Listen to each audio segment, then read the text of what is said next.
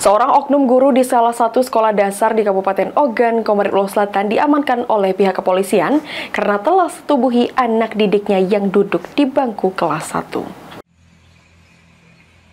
Unit Perlindungan Perempuan dan Anak Satreskrim Polres Ogan Komering Ulu Selatan meringkus satu oknum guru SD di Kecamatan Warku, Keranau Selatan yang sudah menyetubuhi anak didiknya yang duduk di bangku kelas 1 SD. Tersangka ST yang merupakan guru olahraga telah melakukan perbuatannya saat korban datang ke sekolah pada pagi hari, tepatnya pukul 6 pagi di mana korban yang hendak masuk ke dalam kelas dipanggil tersangka lalu dibawa ke ruangan lain. Setelah itu oleh tersangka, korban yang sudah berada di dalam ruangan langsung disetubuhi. Aksi ini terbongkar setelah korban bercerita kepada orang tuanya dan orang tua korban membuat laporan ke polisi.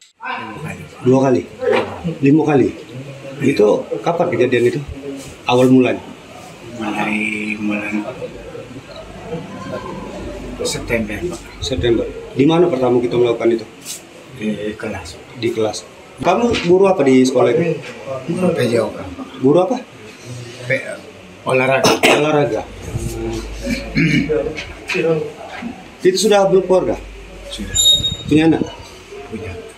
5 kali ngelakuin itu Pak, di mana saya? Apanya? Berapa 5 kali ngelakuin? Di kelas. Di kelas terus. Suasana sepi terus. Iya. Dengan anak itu terus. Anak itu menjerit nggak atau minta tolong nggak pada saat itu? Tidak. Nggak tahu dia. Kamu ancam? Tidak.